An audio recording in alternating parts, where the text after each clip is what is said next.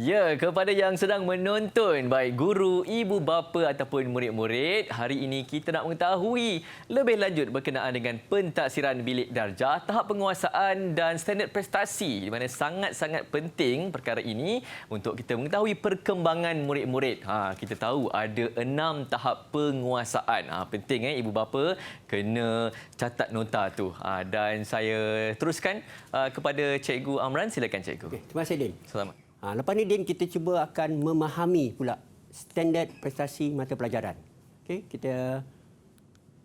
Dalam DSKP kita ada 3 standard, iaitu standard kandungan, standard pembelajaran dan juga kita ada standard prestasi. Mana-mana DSKP pun memang ada perkara yang sama. Jadi standard kandungan ini dia merupakan satu penyataan spesifik tentang perkara yang murid dapat ketahui dan boleh lakukan dalam satu tempoh persekolahan. Dia merangkumi aspek pengetahuan, kemahiran dan nilai yang saya jelaskan tadilah. Dan pada standard pembelajaran pula ialah satu penetapan atau kriteria atau indikator kualiti pembelajaran dan pencapaian yang boleh diukur bagi setiap standard kandungan. Dan apabila kedua-dua perkara ini telah dilaksanakan, iaitu standard kandungan dan standard prestasi ini telah dilaksanakan oleh guru, apabila hendak memberi tahap penguasaan, guru perlu merujuk kepada standard prestasi. Iaitu standard prestasi ini iaitu merupakan satu set kriteria umum yang menunjukkan tahap-tahap penguasaan yang perlu murid pamerkan sebagai tanda bahawa suatu perkara itu telah murid kuasai. Jadi, kalau kita lihat contoh di sini. Saya bagi di sini adalah contoh mata pelajaran bahasa Melayu, iaitu kemahiran mendengar dan bertutur. Apabila kita melihat kepada bahasa Melayu, tahap penguasaan dia ada 6. Ada 6. Dan setiap penyataan dalam tahap itu adalah sama, tetapi dibezakan melalui apa? Pertama, pada tahap sangat terhad. Itu kita kena lihat. Mana tipis 1. Kalau anak kita dapat tipis 1, maksud dia pada tahap sangat terhad. Atau kita lihat pada tahap terhad. Kalau tipis 3, kita lihat pada tahap memuaskan. Yang saya katakan tadi, minimum tipis 3 yang kita cuba dapat pada murid kita. Mana tahap murid itu memuaskan. Yang itu yang kita nak lakukan pada tahun persekolahan dia.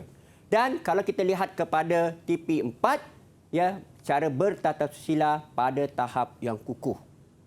Dia bertatasusila dan tahap yang kukuh. Dan pada TP5, kita melihat dia dapat idea yang kritis dan kreatif dengan sebutan dan intonasi yang betul secara bertatasusila pada tahap terperinci.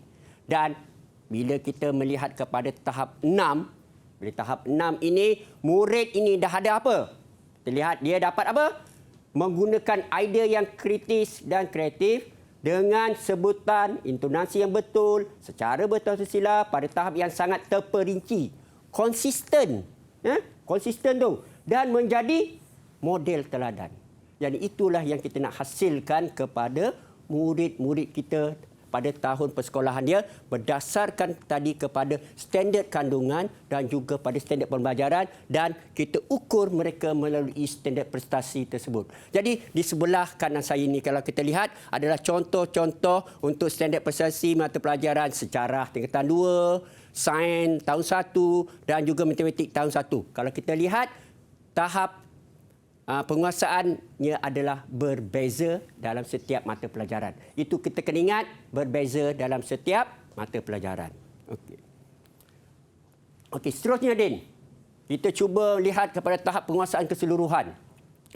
Tahap penguasaan keseluruhan ini, dia dalam KSSR dan KSSM, dia merupakan satu bentuk pencapaian yang menunjukkan perkembangan pembelajaran murid.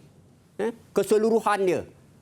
Contohnya tadi kalau kita melihat dalam bahasa Melayu tadi, keseluruhan dia murid itu apa yang boleh dia dapat dalam akhir sesi akademik itu tadi. Okey, jadi kita akan keluarkan 2 pelaporan. Satu pelaporan pertengahan sesi akademik dan satu pelaporan lagi ialah akhir sesi akademik. Okey? Yang ini para ibu bapa perlu tahu. Guru-guru akan keluarkan 2 pelaporan ini. Okey, apabila kita mengeluarkan pelaporan itu, tahap penguasaan keseluruhan ini, kita akan juga melihat kepada aspek kandungan tadi, pada kemahiran tadi dan juga pada nilai murni. Itu yang kita akan bagikan pada tahap keseluruhan itu tadi. Kita nak tengok budak itu ada nilai atau tidak, bersasiah atau tidak, bagaimana keterampilan dia. Kalau dia kurang berketerampilan, berapa tahap penguasaan yang kita boleh bagi kepada murid tersebut. Jadi kat sinilah kita melihat pada potensi murid itu tadi. Itu yang saya katakan pada peringkat awal di siaran tadi, kita katakan kepentingan PBD itu. Okey? Jadi apabila kita menilai murid ini, kita akan menilai murid ini secara holistik, iaitu keseluruhan. Kita tak melihat dia pada sesuatu sudut saja. Kita melihat dari segi kemahiran dia, sikap dia, nilai dia, dan kita nak murid itu jadi murid yang orang kata kalau istilahnya insan lah. Bagus. Dan pada tahap 6 tadi kita katakan dia tadi model teladan tadi. Kita nak hasilkan dia seperti itu. Dan untuk itu juga kita akan menggunakan pelbagai kaedah untuk memastikan tahap keseluruhan itu. Pelbagai kaedah apa? Makna apa PDP yang mereka lakukan di bilik darjah tadi? Apa teknik-teknik pengajaran yang cikgu gunakan? Apakah instrumen-instrumen yang kita bagi kepada murid tersebut? Jadi murid itu akan dapat pelbagai. Sebab murid kita adalah pelbagai kebolehan. Dia ada kinestetiknya, ada audionya. Jadi kita nak melihat perkara itu. Dan akhir sekali, kita akan buat pertimbangan profesional. Kita pertimbangan dan pertimbangan ini berlaku dengan adanya perbincangan-perbincangan antara guru-guru mata pelajaran. Okey? Jadi, cuba kita lihat. Inilah satu contoh template pelaporan PBD mata pelajaran. Saya tunjukkan sinilah untuk mata pelajaran Bahasa Melayu. Cuba kita lihat. Kita lihat pada tahap penguasaan bagi setiap bidang tersebut. Kalau kita lihat, dia ada kemahiran mendengar bertutur, kita ada kemahiran membaca, kita ada kemahiran menulis. Dan kesemua itu kita akan bagi satu tahap penguasaan keseluruhan apabila kita melihat seperti aspek yang saya tunjukkan pada peringkat awal tadi, secara holistik itu tadi. Yang kita akan tunjukkan dia apa kaedah-kaedah yang kita buat tadi. Jadi barulah kita tentukan pada tahap keseluruhan itu. Okey, yang inilah yang perlu masyarakat atau para penonton ketahui bagaimana kalau guru-guru meletakkan setiap tahap penguasaan itu. Dan pelaporan ini boleh didapati oleh ibu bapa dengan pada guru-guru akan bekalkan pada ibu bapa lah untuk pelaporan ini. Okey, jadi kita ada tafsiran umum untuk pengajaran bahasa. Ini dah tafsiran umum pada tahap terhad, sangat terhad, memuaskan. Itu yang kita perlu ada, kita kena tahu. Yang ini kalau kita lihat kepada mata pelajaran matematik pula, pun sama. Kita mengimbaskan ahli tentang pengaturan asas matematik, menggunakan kemahiran, ada tak mereka boleh buat. Jadi di sinilah nanti guru-guru akan menentukan tahap penguasaan umum bagi mata pelajaran matematik tersebut. Jadi sebenarnya para guru di peringkat sekolah memang telah melaksanakan perkara-perkara ini dan masyarakat perlu ketahui bahawa tindakan-tindakan ini telah dilaksanakan pada peringkat sekolah. Dan kalau kita tengok sains pula, kita mengingat kembali pengetahuan kemahiran asas sains. Tahap 1 saja. Kalau kita melihat kepada tahap 6-nya, dia dah boleh mereka cipta. Itu yang kita gunakan kaedah-kaedah projek, kaedah penyelesaian masalah, base learning yang kita laksanakan. Itu untuk apa tu? Untuk kita dapatkan murid itu kepada mereka cipta itu tadi. Okey. Dan Din, saya selesai untuk saya pada hari ini.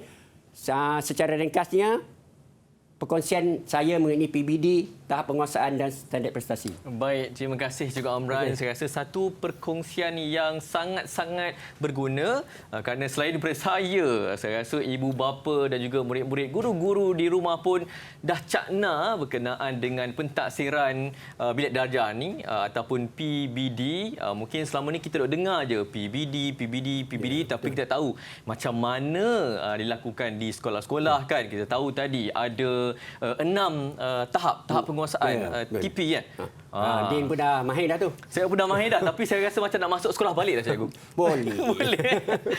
Sebab sangat-sangat menarik. Jadi murid-murid perkembangannya, kita boleh tahu perkembangannya, potensi murid-murid pun boleh kita capai di tahap maksima.